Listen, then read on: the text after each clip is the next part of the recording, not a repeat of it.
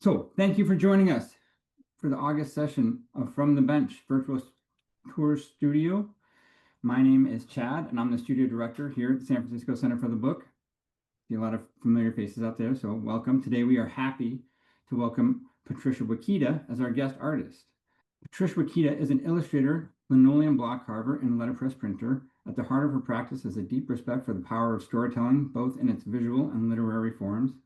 She is equal parts hands-on artist and historian, working in community engagement, printmaking, and publishing, with an emphasis on traditional art practices, myths, and ancestral power. At the beginning of her practice, she studied as an apprentice papermaker in Wasabi, Gifu, Japan, and as an apprentice printer and handbook binder with the Arts and Crafts Press when they were located in Berkeley, California. She first picked up carving tools while studying paper in Japan and has ever since dedicated herself to linoleum block carving and printing. Recently, she created numerous lino illustrations for logos, posters, book covers, and public signage. She has also been commissioned to create permanent public artworks located in Fresno, Dublin, Oakland, and Hayward. Her home studio consists of a tabletop CMP, a student etching press, and an 8x12 CMP New Series press. And so with that, I'm going to turn it over to Patricia. Patricia, welcome. Thank you. Hey, thank you so much, Chad, and thank you everybody for coming out. It's so great to see all your wonderful faces for this lunchtime chat. It's a great program that's regularly done by the Center for the Book, which is my favorite nonprofit organization in San Francisco. I was previously on the board of the Center for the Book, and I am a huge fan. I think it's a wonderful place for people to learn and discover different forms of book art, and I encourage people to come check it out, see the gallery and see our exhibits, but also to come take a class, come to public programs. It's an amazing space. And I do also want to thank the staff who always supports us, people who come and visit and use the space. So thank you again to the Center for the Book for all of this. So I'm going to now do a very clunky transition to my slideshow. Share. All right, people. All right, hopefully everyone can see that. So I just wanted to start by talking about my spaces. The kind of the overarching theme for the From the Bench series is for artists, book artists, to show us where do we work and where do we get our stuff done and what does that look like and how messy is it and how much did I clean up before I took these photos. I do have a home studio and it's relatively tight. It's not quite in the garage. It's actually in like the laundry room of my house in the basement area, which is got a tile floor, which makes it nice so I don't have to worry about stuff getting too inky and oily and all that kind of thing. So I do have, you can see, a desk space here where I have a lot of my lockup and my brayers, because I primarily work in linoleum blocks. I don't have hardly any type, really. So I don't have a whole lot of furniture. I don't have the type. I don't have the leading, just the minimal for me to be able to lock up all of my blocks. And to the right, you can see that was my tabletop CMP platen press that I used for a very long time. That was a 6.5 by 10, and it came painted that color green, although I'd already called myself Wasabipress, so I thought it was faded. And as you can see, it's taped all to hell, but I still sometimes use it. It's a great little machine.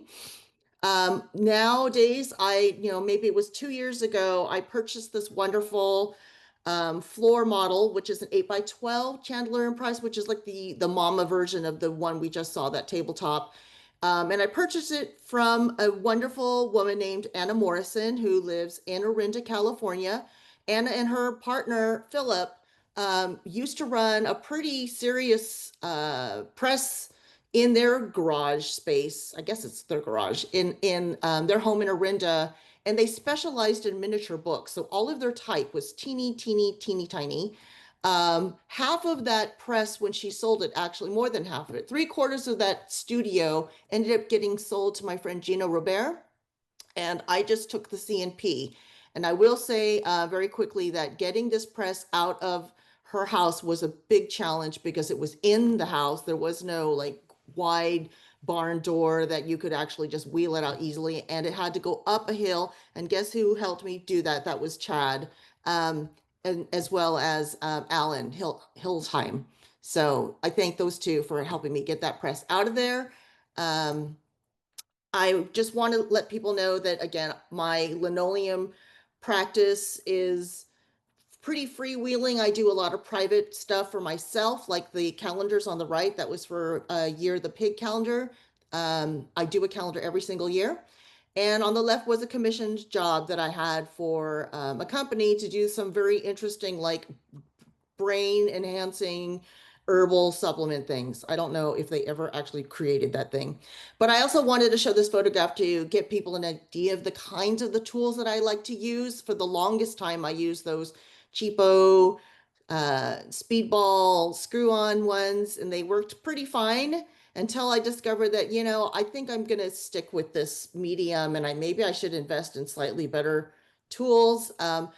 Also in that image above the box with the tools, well, first of all, Plex Cut also sends you Band-Aids, which I find is hilarious. But I also separately bought a honing stone and strop. So it's mostly leather strop and some edges so you can actually sort of shape the tips as well. But there's a green compound that gets sold with it that you use. You apply it to the leather and you don't really sharpen it as much as you kind of like shape it and smooth it out. And to be honest, if I should be honing every 20 minutes or so when I'm carving a big project, I sometimes forget. But sharp tools really do make a difference, and these are very comfortable in my hand. I like that there are many, many different tips and many sizes, and they're strong. So I know I can put a lot of like oomph, put a lot of elbow behind this. And then again, the thing on the right, I just want to point out is one of my larger blocks. Again, I do an annual calendar around the animals of the zodiac, and I almost always take those to the center for the book. So this is actually a Vandercook that's at the center that I rent time on to do because my press at home, my platen, just can't handle a block quite this large or the paper size. So my next thing I wanted to show you guys is, since I'm a linoleum block artist, is just to walk you through some steps that what happens when I'm given a job to do an illustration for something. So I chose a pretty recent project was to do the cover illustration for my dear friend, historian Art Hansen's Nikkei Harvest book. So all I had to begin with was the manuscript. So I read through the entire book and I knew that he was writing a lot of historical essays and actually book reviews of books about the Japanese American World War II incarceration experience. Art lives in Los Osos, which has a historic Japanese population, specifically farming. And so I kind of wanted to try to incorporate those strawberry fields and the Los Osos Hills. And I asked his wife to take many, many photographs from different angles of Art reading, which was a very funny assignment. Like, they sent me some very hilarious photographs that were not really good for what I wanted to do, but I really liked the one they finally sent. And so that became our first sketch. And then I started to just start carving it away. And you can just see, I left the clouds left in terms of like sort of being loose about that. I started carving Art first. I always tell my students that I start on the inside of an image and I work my way out instead of carving around it. And then those little strawberries in the fields were kind of a pain in my neck, but I got them done. And oh wait, I want to go back really quickly. And then the other thing was that because the book is about Japan and America, and specifically Japanese American, I kind of worked with Art to incorporate some symbolism of both flags into this. So the fields kind of look like the stripes and the strawberries look like the stars, and then the circle with Art in it kind of resembles the Japanese flag. And then here we see it inked up. Those really fine lines are deep enough that and I was careful to do many, many, many thin applications of ink so that those lines did not fill in with ink as I went. And this one I didn't use my letterpresses with. I have a very small Dick Blick etching press that I sometimes use for projects like this that I could just slap onto the press put the paper down, smooth it over, and run it through once. And I got a decent print from it, although I noticed that those pins left an impression in the paper that drove me crazy. I had to adjust that. And then on the left here, you see a version of it that I watercolored just for art, and I sent that to him as a present. But the final book cover, they did not use that color at all. That's the final cover, and I thought it was interesting and kind of cool that they kept the integrity of that Japanese paper, that washi paper in it. But if you look underneath, just to the left of the word A, you can see that impression from that pin, and that drives me bananas that nobody like took that out. Nobody probably sees it except for me, but it made me a little crazy. Anyway, that book came out in 2024. So the other kind of projects that I have done over my career is I've actually done an entire linoleum block print mural, meaning that I carved these giant blocks, and some of them were small. Individually, I printed them onto something called interface material at my dear friend Kim Vanderheiden's press in West Oakland. And then I painted them with acrylic. And then the way that we installed these was that we used wallpaper paste and like essentially adhese them to the wall. This is currently in the staff and volunteer room at the Oakland Animal Shelter, which is unfortunately not open to the public, but it is there. And I am very proud of this thing because it took many people also to help me to stick those things on the wall. And I want to mention that I have been twice a featured artist for San Francisco Center for the Books fantastic Roadworks Festival, rest in peace, where we invite a couple of artists to come carve a 3-foot by 3-foot lino block, which is inked up on the street and run over with a fantastic 7-ton 1924 Buffalo Springfield steamroller right in the middle of the road. And it's a great, and first of all, the steamroller is a work of art in itself. And the whole energy of this festival is just so beautiful. It's just the right size. And I had so much fun doing this both times. And I also always loved going and supporting the other artists when they did this. So that's a very big print. And there was a lot of ink involved in this. Chad is always the person that was in charge of the logistics of getting these prints to look so darn good too. I love sharing this photograph because this was from that same year when I was featured artist. And I just wanted to say that Mary Laird is awesome. So she was probably one of the longest or taught the most classes at the Center for the Book. I don't know if that record still holds, but she taught introduction to letterpress printing. So most of our beginning students would work with Mary and learn how to get on the presses. And I just love the energy again of her. And I also like that I was able to pull a print one-handed with my toddler. Oh, and I'm also pulling a Rick Olson print there. And Rick is somebody who has participated in every Roadworks festival so far. And his large size, his 3-foot by 3-foot prints are framed and installed at the center above the presses in the press room, and they are an incredible testament to dark and light and carving. And I just encourage people to go to the center just to admire Rick's work. He also teaches classes at the Center for the Book. 2015, I was also lucky to be chosen to be one of the artists in resident at the center's Small Plates program, which if you're not familiar about it, it gives usually 2 to 3 artists a certain budget, and we have to create a piece of, an art book that's only 4 by 4. So it's really it's got its limitations in terms of what you could do with that size. And on the other hand, there was no limits to like how I bound this, what paper, what materials, if there was even printing involved. But as a linoleum block printer, I knew that I wanted to do all linoleum.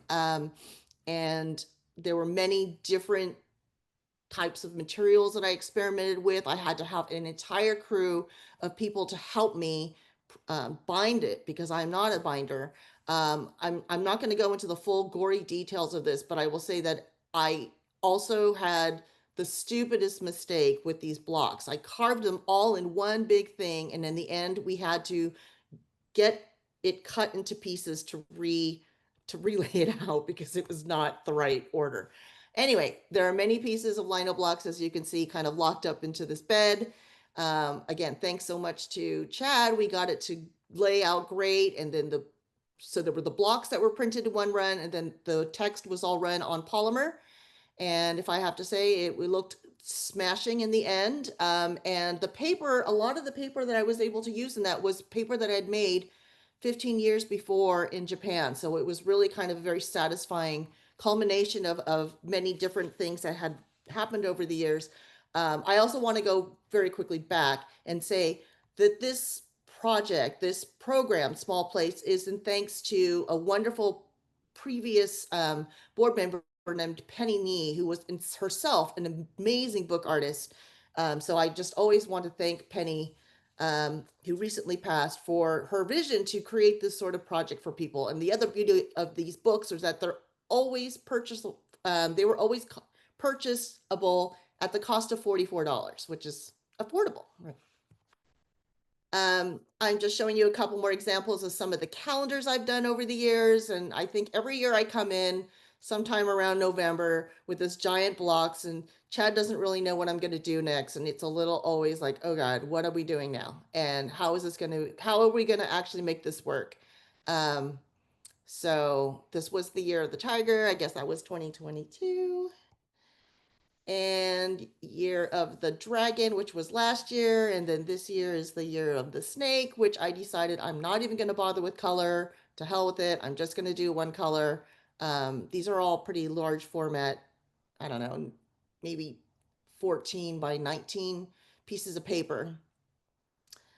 And let's see. And then, I don't know, since the pandemic began, I started getting more commissions, and that's really been an extremely exciting thing for me. So I'm just going to run through a couple of examples. This one was for a 50th anniversary edition of Journey to Topaz by Yoshiko Uchida, which was so moving and so important for me. And you can see the print that became the cover. And then Healing Grounds, this was maybe 2 years ago. Again, the print with the final cover. Sorry, it's a little blurry. There are a couple of illustrations. I think there were 6 illustrations that she commissioned to open each chapter in addition to the cover. Patty, I think that your screen share stopped. Uh-oh. It says that it's okay on my side, so let me go back. I'm seeing it on my end. Is anybody else having an issue? Yeah, is anybody else having problems? People are saying they see it in the chat, so I'm sorry if you're not seeing it. You can just listen for now and watch any videos later. Yeah, I'm sorry. Right now I'm on the image of Secret Harvest. Can you see this, everyone? Yes. Okay. This was 2 years ago. Also, I was invited by the fabulous organic farmer, peach farmer David Masumoto, and writer, to illustrate a very private book for him, which was about his lost aunt, someone who he always believed had basically died, but it turned out that she had severe mental and physical disabilities. And when Executive Order 9066 came through in 1942, the family was forced to decide, what do we do with the Auntie Shizuko? And instead of taking her into the World War II camp where they went in Gila River, they chose to put her into a state institute. But the really shocking thing, I think, for him and for the reader is that they never took her out. And he learned many, many, many decades later that she was still alive and still institutionalized. So this was a pretty important story for us to work on, for him to tell that kind of story. Anyway, this came out by Red Hen Press 2 years ago. A couple more images that were used. He originally said, oh, we'll just do a couple illustrations through the book. And then he's like, no, I want an illustration for every chapter. And there are a couple of other areas where on the cover, on the title pages and so forth, we need something else. So I think I did about 33 block prints for him. Some of them were rushed like hell because I was like, oh no, now you really want that many more. Anyway. And then more recently, I was contacted by the California State Library. They were like, we have no swag. Nobody, like when people come to visit us, they can't buy anything. And so they commissioned me to do basically a portrait of the building, But we had a ton of fun and looked around at the architectural features within the library and chose a couple of wonderful things. They liked poppies. They showed me this photograph of a mural on the ceiling in the state library of a bear eating grapes, who we ended up nicknaming Snack Bear. And that became kind of the main feature, at least for me, in this illustration that they turned into silk screened bags. So, and then I'm going to kind of run through a couple of the public art things I've done that are, again, based on linoleum blocks. So you can see the block on the right that was eventually translated into cut steel. And this is installed at what used to be called the Drogue Building. It was one of the civil control stations where Japanese Americans had to report where they got registered and were given a number. And then in some cases, they went to that same control center and met and got onto buses and were taken to the first detention centers that they were incarcerated at. So this was also meaningful for me since I am from Fresno. This was the first public art thing that I did. And I was very inspired to also put my family's number onto the actual piece. And then in 2017, I did a huge commission with the Alameda County Arts Commission, again, linoleum. That was translated into these amazing bronze medallions. There were 10 of these medallions, and they are installed 3 times at the relatively new East County Hall of Justice project, which is a courthouse in Dublin, California. And then this is the most recent one. I did this one in 2020 at the Hayward Heritage Plaza. It was a commission through the city, and it includes the 606 names of the Japanese Americans who met at that very spot and were put on the bus to go to Tanforan. So it's really people from Hayward, Eden, San Leandro, San Lorenzo. And lastly, I just wanted to say that I do teach classes at the Center for the Book. I teach intro to block, and this is my multi-block class. So we do 2 color blocks.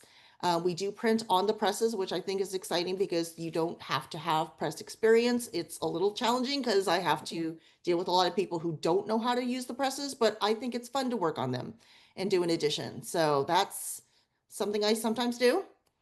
Oh, and also I do one on printing on fabric, but we use the etching press at the center.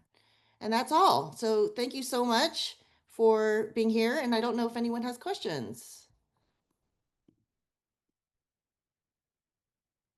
One question that came in was from Bridget.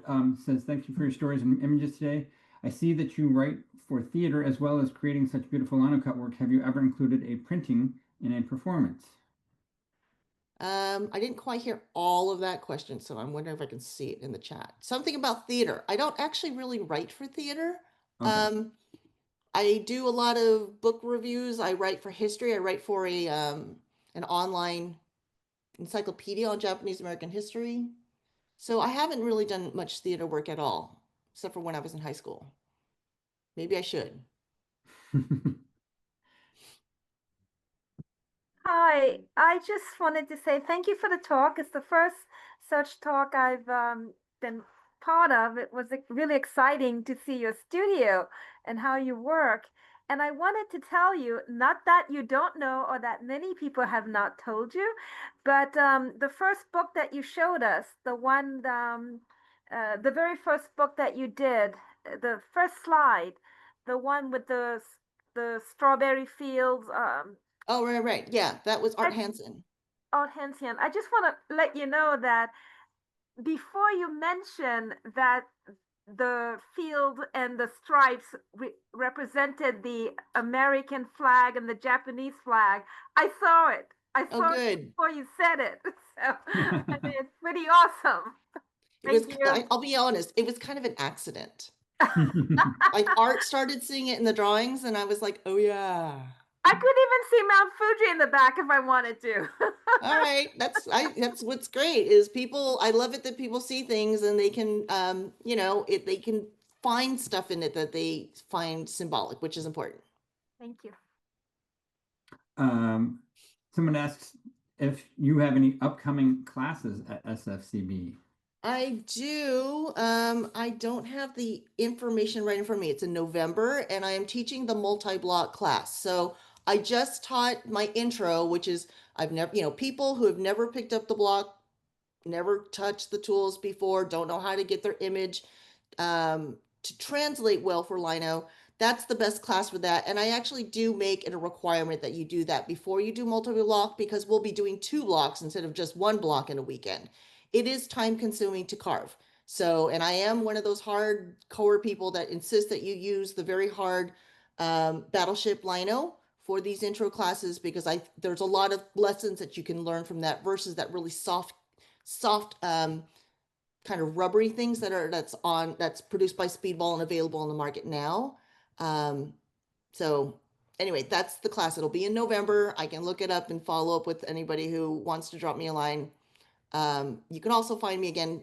Chad dropped in my website, but I'm also wasabipress@yahoo.com if you have any questions. But yeah, that's the next class. And I just looked it up. It's November 15th and 16th for that class. Okay. Yeah, it's always a So- weekend. All right. Well, oh my goodness. Thank you so much, Patricia. It was really wonderful to hear all about these projects and your approach and to see the technique. We are really fortunate to have you as part of our community and grateful for you taking the time for this tour today. Thanks everyone, to all of you for coming. Please join us again next month. On September 4th, we'll be joined by book conservator and former SFCB student Mitchell Gundrum. He'll be talking about a wide variety of his pursuits, from working with historic paste papers to his current role at the Huntington. So that should be interesting. So thanks again to Patricia and to all of you for joining us today. And we'll look forward to seeing you again soon in person as well as here online. Thanks so much.